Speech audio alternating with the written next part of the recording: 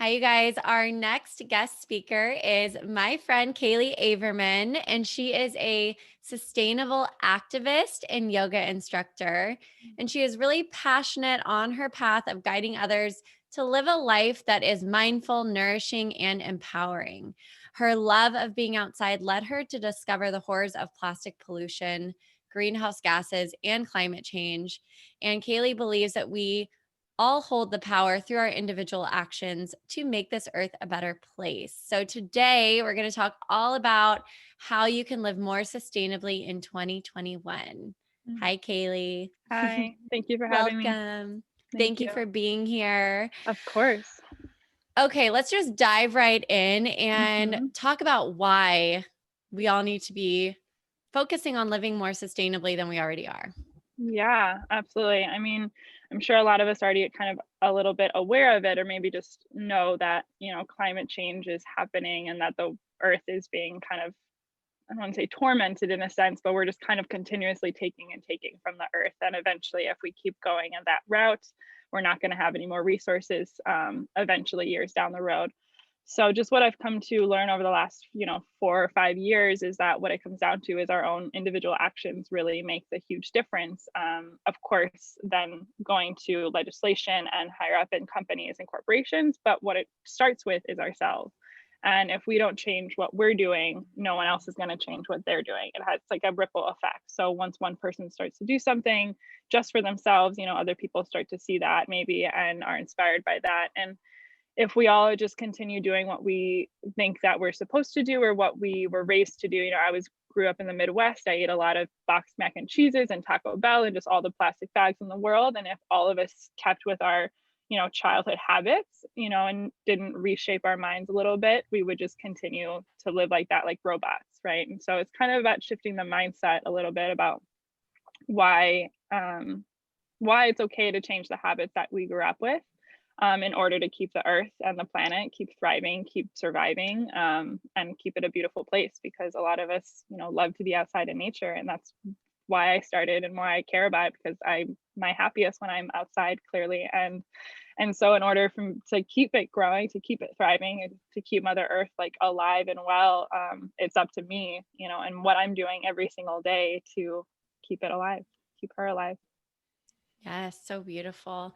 And I think the misconception with going sustainable is that it makes your life harder, or it's less convenient.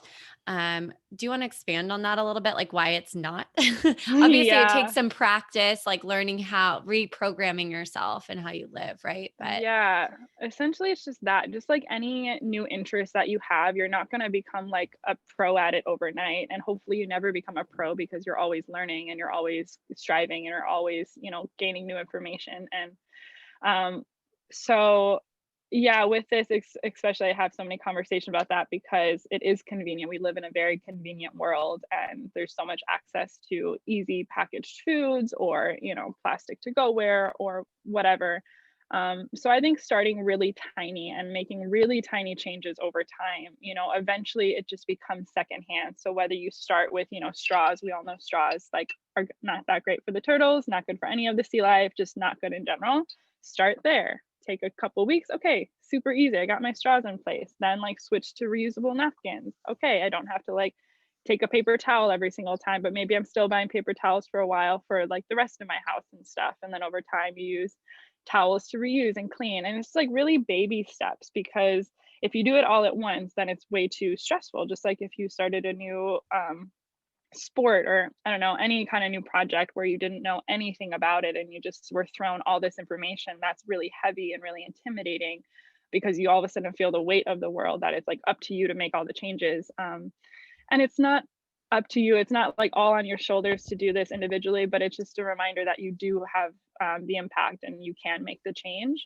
But starting small is like where I started, and it takes time. Like, now the habits that I have are so secondhand because maybe the first few times you do them are intimidating, like making oat milk or, making your own veggie broth. Those are two things I was so intimidated by for years. And then now I do them like literally within 5 minutes, and it's so easy and it saves me money, it saves plastic, and it brings joy to me because it's like a little ritual that I'm doing for myself and for the planet. So it's like a win-win situation.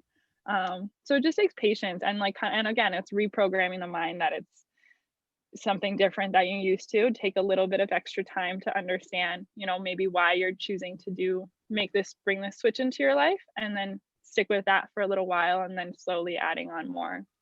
But not getting overwhelmed, because people so easily, and it's understandable to get so overwhelmed with that too, because there's a heaviness, like I said there, but patience and, compassion are really big keys to have when you make these switches. Yeah.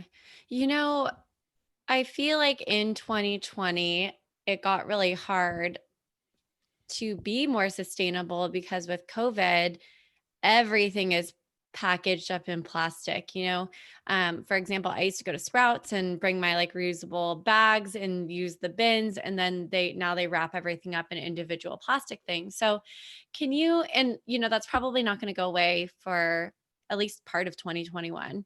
Mhm. So how were you able to stay sustainable through that? And then what tips do you have for people to be able to do that while things are still kind of getting back to normal and hopefully Yeah. progressing? Yeah, it's a really hard one. I mean, I've had a big struggle just like with myself as well this year, because there's only so much we can control with that. And, there's health code for all of that stuff. But I mean, I still have to buy plastic. Like, I'm not like, that's again, it's like I'm not perfect. I still do. Like, it's okay as well. But there are times where I go to the store and everything I have to buy is plastic, unfortunately, too, because there's no other way around it. And yeah, I shop at Sprouts a lot too. But I've also searched now for other companies that are offering sustainable solutions. So I've just expanded who I'm shopping from a little bit more. So I found some like online companies that, will deliver to your door in a little, it is plastic, but it's reusable, and then you ship it right back to them. So you just pay the deposit, and it's like the same kind of bulk goods that you would get at Sprouts. So I just kind of like, based off of, my research, found a couple other companies that, are offering this and helping to get you, take that step without, using all the plastic. But again, I still do when I have to go buy something in a pinch.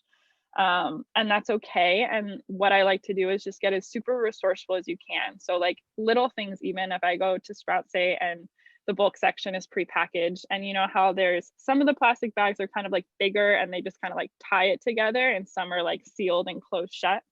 I don't know if you notice the difference, but Mm-hmm. basically, like, I'd rather have the one that's open, because that can act more of a dog poop bag and reuse that for that. Whereas the other one, it's like not big enough and it's just gonna rip apart. And so if there's any way that you can reuse something in any way, like when you know you have to buy it, and that's another thing. It's like, do you absolutely need this item? And like, for a lot of the bulk stuff there, for example, is like, good foods. You need your grains, you need your beans, you want your snacks and your granola and all that stuff. And that's totally okay.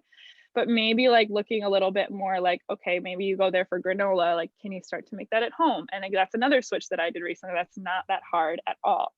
Um, Also, like buying bigger bulk if you have the space too. If you have the space at home and you have a nice size pantry or cupboards, buying like from like one of those like specialty produce stores or some kind of large bulk producers, where you can get like a paper bag of like 25 pounds of like flour or rice or any of those like solid like staples that you'd have.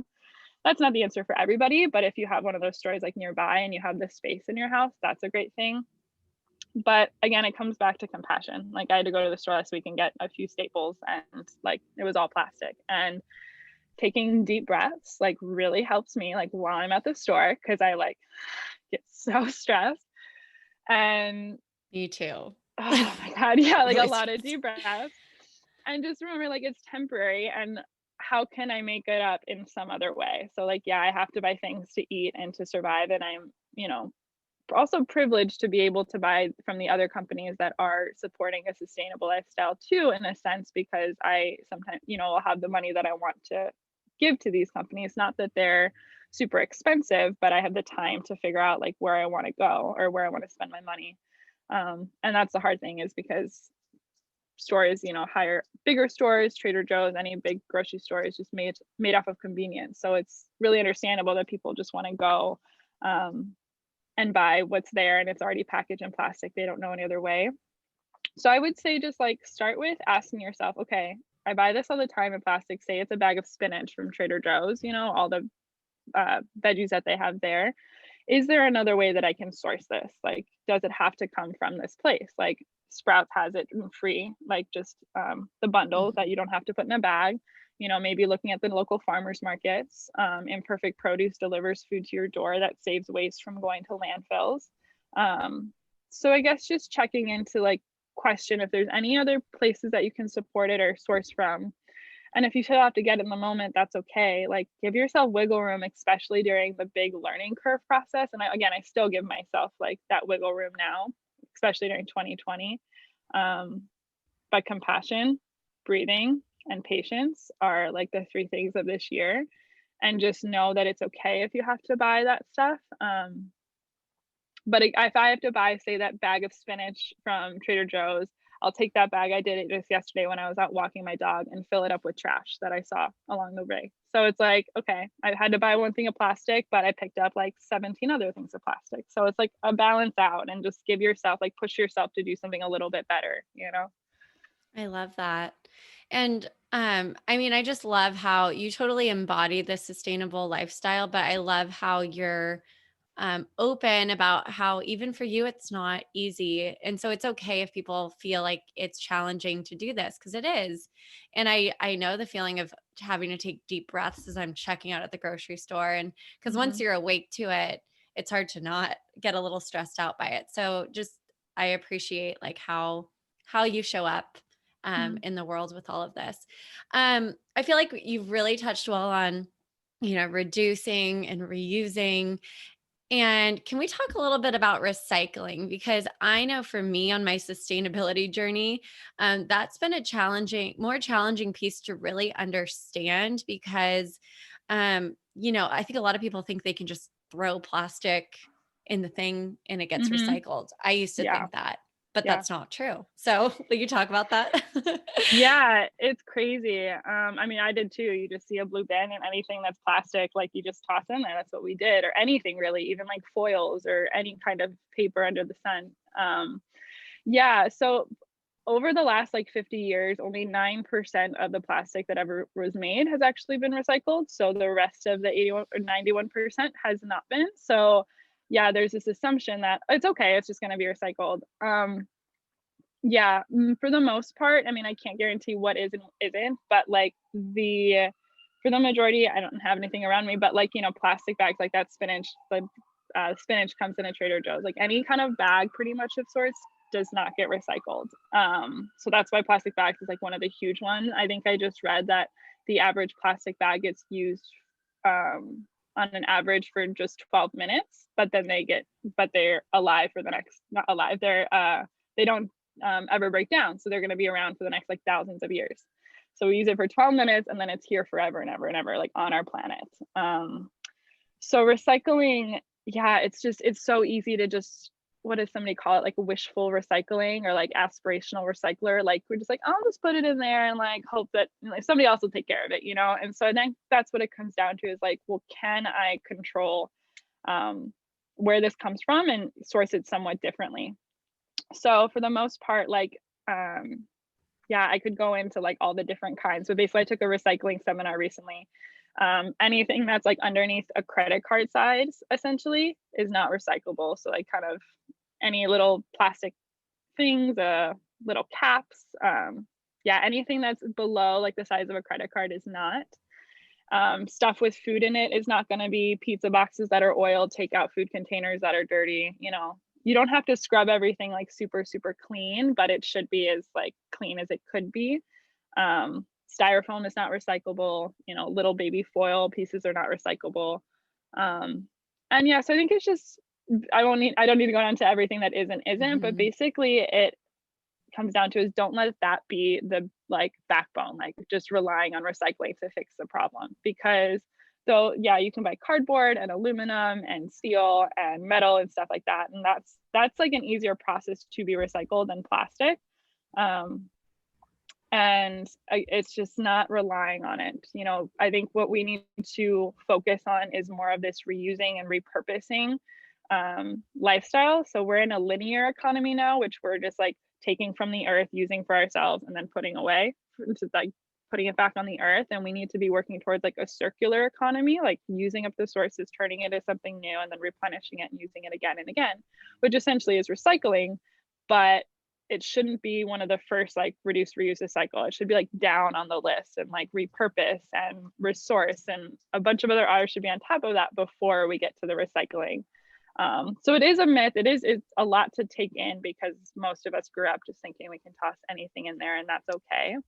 And it's okay, of course, if you still do it, but just question yourself when you are throwing something away in the recycling. Like, okay, I bought it in this package, maybe like a thing of strawberries, right? The berries are really been on sale on Sprouts this year like crazy. I don't know Oh my why. Like God. they were like really cheap. There was like 4 for $5.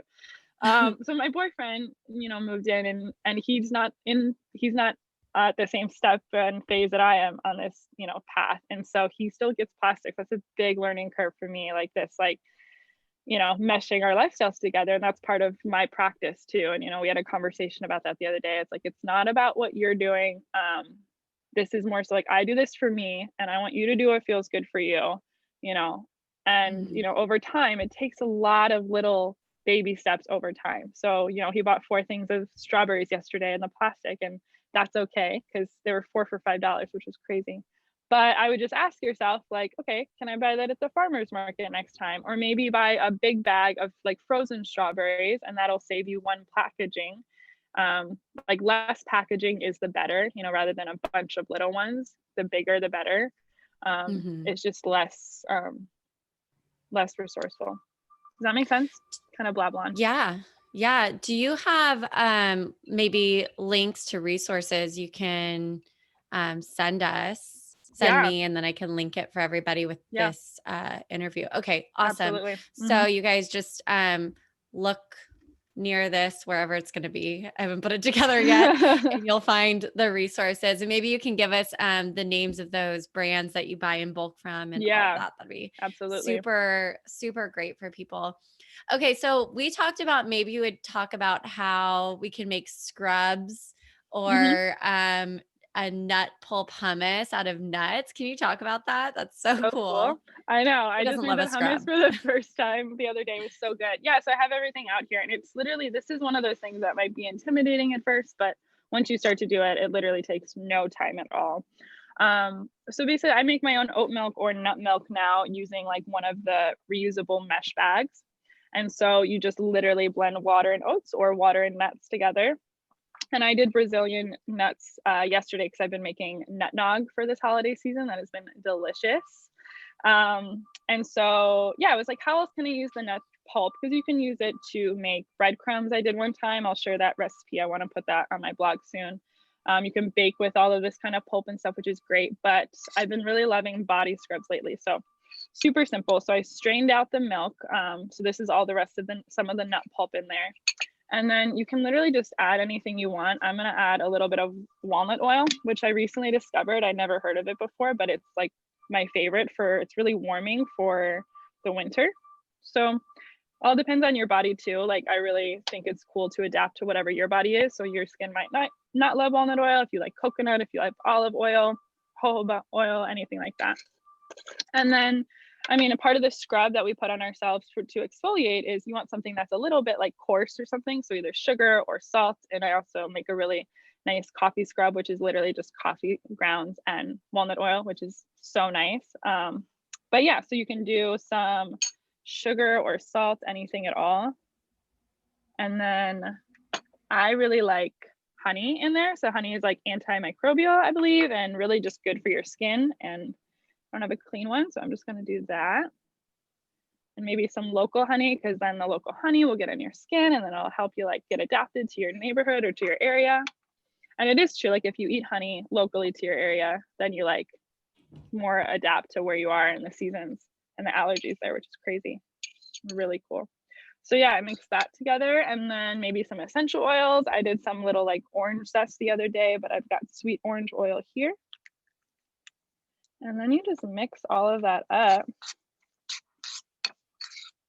And literally, like, you just like find whatever's in your cupboard that you find. Like, if you want to eat it, then it's good to go on your body. Like, I think that's a good rule of thumb. Like, so look in your cupboard, and most of the things you have in there are gonna be good to put on your skin. And it depends like how coarse your skin likes things. How fine. You be really gentle when you're putting body scrubs on, but I just absolutely love to use up ingredients like every which way I can. So now I have this. This is going to be a really soft scrub in comparison to the coffee one. And this is just super gentle. It smells like a orange cookie, which is delicious. It looks like I wanna eat it. Yeah, Do you put it on like your face? mhm.